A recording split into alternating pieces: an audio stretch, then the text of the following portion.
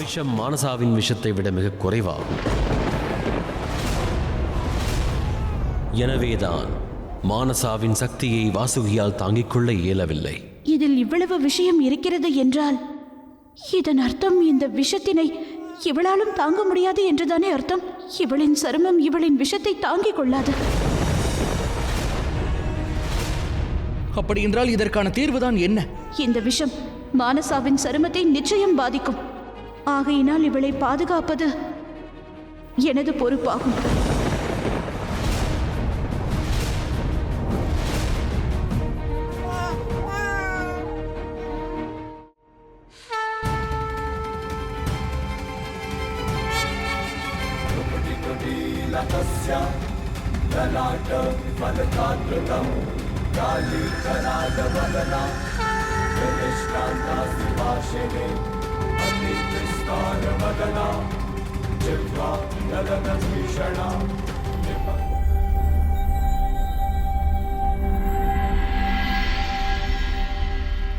என்னவாயிற்று வாசுகி? தாயே, இப்பொழுது நானும் என் சகோதரியும் நாகலோகத்திற்கு செல்ல வேண்டும் என்று நினைக்கின்றேன். அவளும் கைலாயத்தில் இருந்து செல்ல தயாராக இருக்கின்றாள்.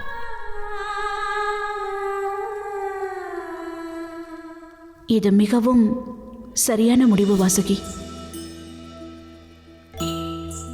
எனக்கு நானே இதை புரிய வைக்க முயற்சி செய்து கொண்டிருக்கிறேன். இதன் பிறகு மானசாவிடமிருந்து நானும் விலகி இருக்க வேண்டும். அவளது வாழ்வின் முடிவை அவளிடமே கொடுக்க வேண்டும்.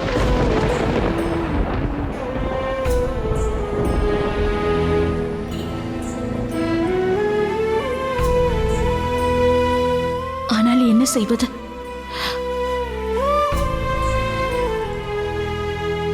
நான் ஒரு தாய் ஆயிற்றே.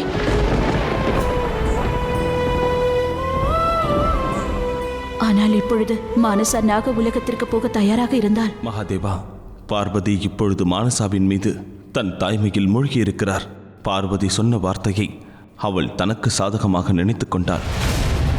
இத்துணை சக்தியோடும் கோபத்தோடும் அவளுக்கு தலைகணமானதும் உருவாகிவிட்டால் இதற்கான பிரதிபலிப்பானது மிக மோசமாக இருக்கும். எதிர்காலத்தை எண்ணி எனக்கு மிகவும் கவலையாக உள்ளது. இதை உங்கள் கண்களிலும் காண முடிகிறது.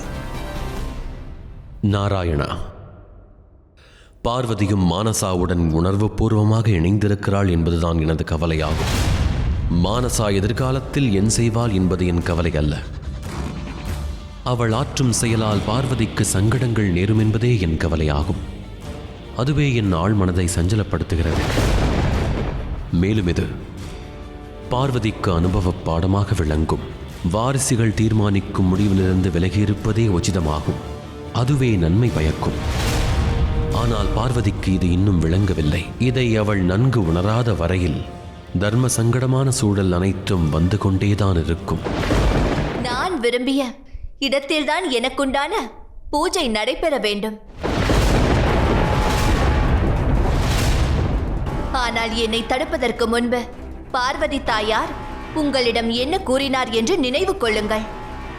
ஒன்றுமில்லை வாசுகி. மானசா இன்று தனது தாயுடன் உணவருந்த விரும்புகிறாள். அதோடு கைலாயத்தில் இருக்கும் அனைத்து குழந்தைகளுக்கும் தனது இடத்தை தேர்ந்தெடுக்க உரிமை இருக்கிறது.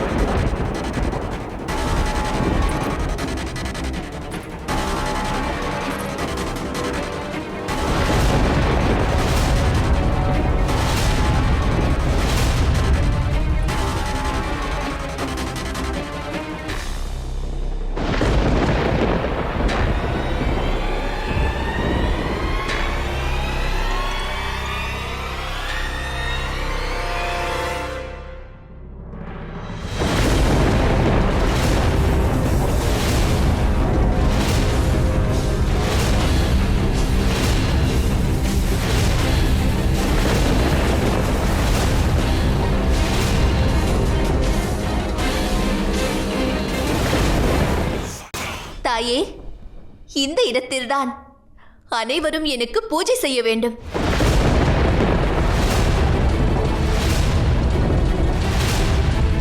எனினும் தீய எண்ணங்கள் வராமல் அவர்களை பாதுகாத்து வைப்பது சாத்தியமாகாது.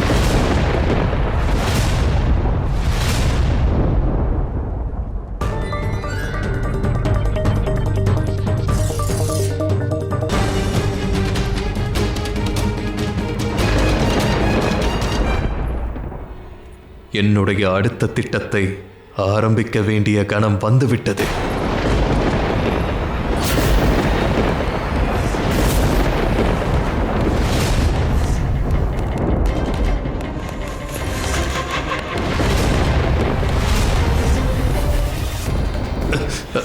இந்திரதேவரே தாமாகவே வந்து என்னிடம் சிக்கிக் கொண்டீர்கள்.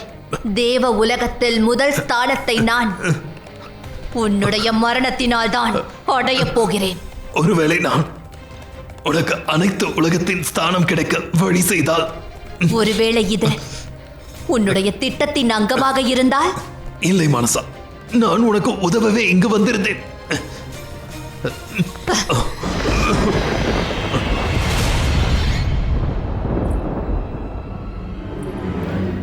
நான் அறிவேன் மானசா, கைலாயத்தில் உனக்கு இவ்வாறு நடந்ததற்கு பிறகு உன்னால் என்னை நிச்சயமாக நம்ப இயலாது என்று.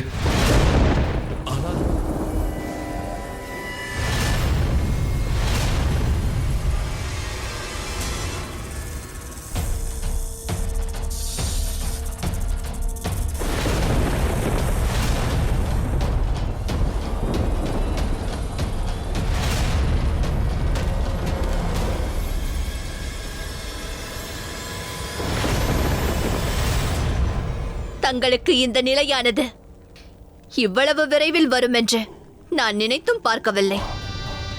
ஆனால் இப்பொழுது வந்துவிட்டது என்பதால்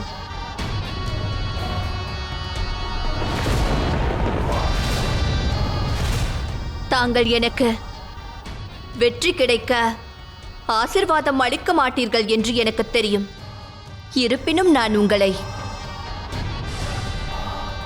வணங்குகிறேன் தாயே. தன்னிடம் ஆசிர்வாதம் கேட்டு வரும் பிள்ளைகள் தேவியின் ஸ்தானத்தை பெறுவதற்கு பக்தனின் குழந்தைகளை காயப்படுத்தினால்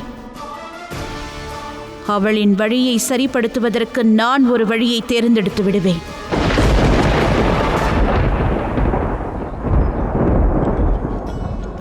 ஒரு சிவபெருமானின் பக்தன் நிச்சயமாக என்னுடைய சிறந்த பக்தனாக இருப்பான். என்னுடைய பக்தனாக இருப்பதற்கு நீயே ஒப்புக்கொண்டால் மிகவும் நல்லது. பிறகு நீ சந்தோஷமாக இருப்பாய். இல்லையெனில் உன்னுடைய மனதில் எனக்கான பக்தியை உருவாக்குவதற்காக நான் என்னுடைய சக்திகளை பயன்படுத்தியே தீருவேன்.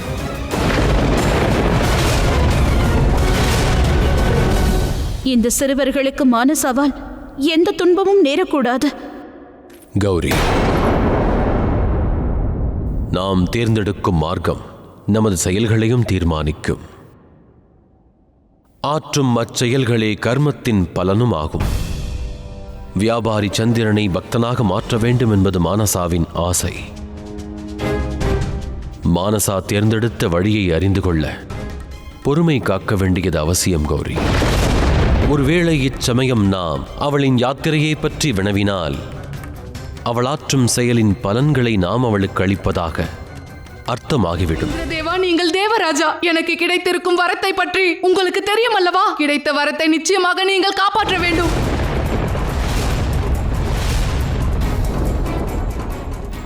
இல்லை பெகுலா, நீ என்னிடம் கேட்கும் விஷயத்தை என்னால் உனக்கு தர இயலாது. அது எனது சக்திக்கு அப்பாற்பட்டது. உங்களின் மகாதேவரின் மீது உங்களுக்கு அளவுக்கு அதிகமான பக்தியும் நம்பிக்கையும் உள்ளதல்லவா? ஆனால் அவர் என்ன செய்தார்? உன்னுடைய அனைத்து பாலகர்களுமே இறக்கும் பொழுது கூட அவர் எதற்காக உனக்கு உதவி செய்யவில்லை? இந்த சூழ்நிலையில் அவர் தங்களுக்கு காட்சி அளிப்பாரா என்று பார்ப்போம்.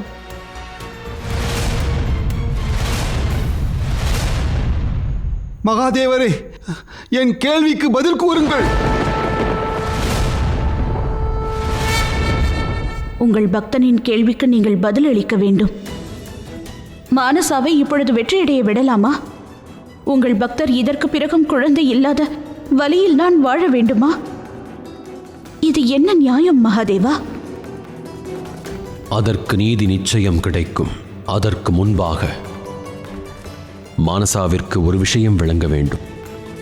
தேவியின் உருவம் பெற விரும்புவதற்கும் தேவியாக மாற எண்ணுவதற்கும் வித்தியாசங்கள் இருப்பதை உணர்ந்து கொண்டாக வேண்டும்.